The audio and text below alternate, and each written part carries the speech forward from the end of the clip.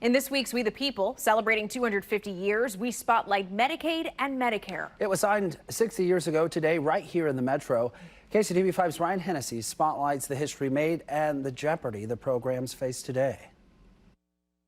Medicaid and Medicare are woven into the fabric of nearly every hospital operating today, including here at University Health, where nearly half of all their patients are enrolled in Medicaid. Both programs were pretty far-sighted in what they were trying to accomplish, and clearly they've been very, very successful. That success spans 6 decades. Medicaid and Medicare were signed into law by President Lyndon B. Johnson right here in Independence, a nod to another president who dreamed of universal health care. Expanded health care was a long dream of Harry S. Truman's.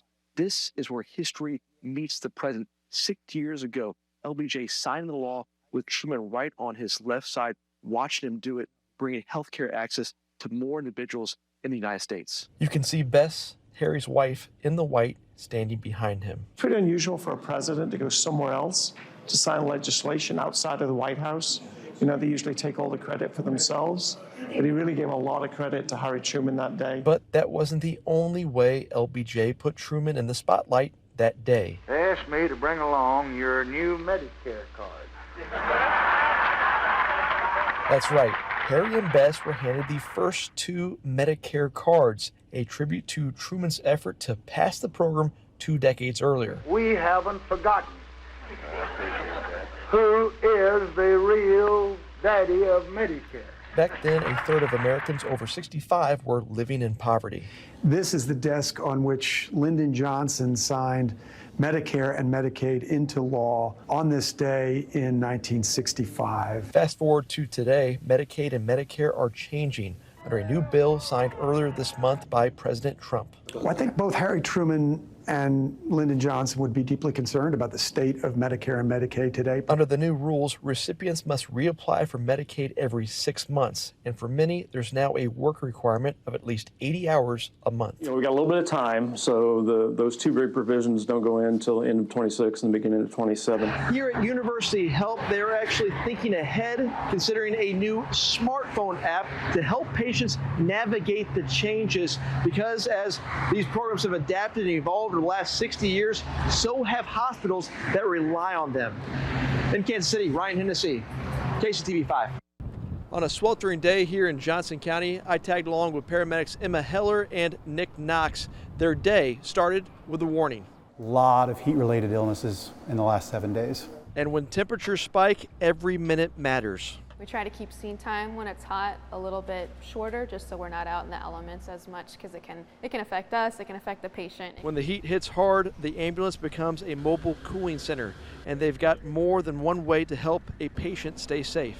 Depending on the severity of their illness, we take different measures to cool them, whether it's IV fluids, whether it's active cooling with our cooling bag. The groups most at risk, the unsheltered and seniors. As you get older, your body can't thermoregulate as well. With more than 15 years of combined experience, Heller and Knox know the heat only adds to the unpredictability of the job. Our first call, a midday car crash. Those are pretty typical calls, especially around lunchtime. We have a lot more injury accidents. The second call, much more urgent, requiring us to use sirens. Call for help at a residence, sick child. And I would say I don't have pediatrics quite often, which is a good thing.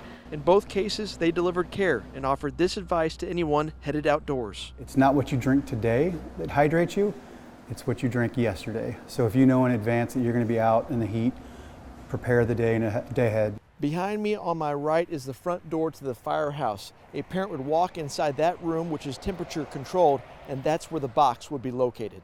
City staff and the fire department have identified 10 potential firehouses. They are newer stations that have a secure room before you ultimately enter the firehouse. They can place the child in the box and then close the door locks, an alarm is sounded, dispatch is notified, the fire station is notified, so they can go retrieve the child from the other side. City staff have been looking at this idea since 2023. Missouri has 6 safe haven baby boxes. The nearest is at a rural fire station in Savannah, north of St. Joseph. A box in Kansas City would allow parents a chance to keep their dignity. But you also have to think about, what is that experience like for the mom? What is that experience like? She has to say to herself, I have to go to a person and say, I don't want my baby, when they may want their baby. They may really want it, but they just know that they can't care for it. Live at 5, I also spoke to the city councilman that is sponsoring this ordinance, and he gives us an update on the discussions taking place next week regarding safe haven baby boxes. Here at University Health, nearly half of all patients rely on Medicaid. With new requirements coming, leaders say they are working to protect access and prevent patients from falling through the cracks. The new rules will raise eligibility requirements for Medicaid, including work hours and more frequent paperwork.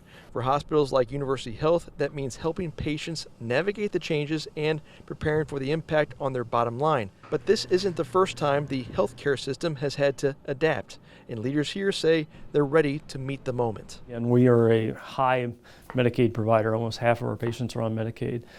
People need to understand we will be here. We'll help them get ready, but we'll prepare ourselves as well. So there's always been a lot of changes in healthcare. Everybody's have to adjust. Shields says patients will start noticing these changes in phases over the next 18 months, and until then, the focus is clear. Keep patients covered and keep care accessible. To learn more about what's happening in Kansas, go to our website. Behind me is the Fairmont Community Center, one of several places where the City of Independence is putting Narcan directly into people's hands. Health leaders say making this life-saving medication accessible in neighborhoods, not just year-round at City Hall, is key to keeping more families from experiencing a tragic loss. Right. That means that they have the chance to live the life that they might have lost if we weren't able to give that resource out and help the community out. Over the past 3 years, Independence has given out more than 1,000 boxes of Narcan, each one with 2 doses, and firefighters credit that availability with real progress, a drop of about 30 overdose calls between 2023 and 2024.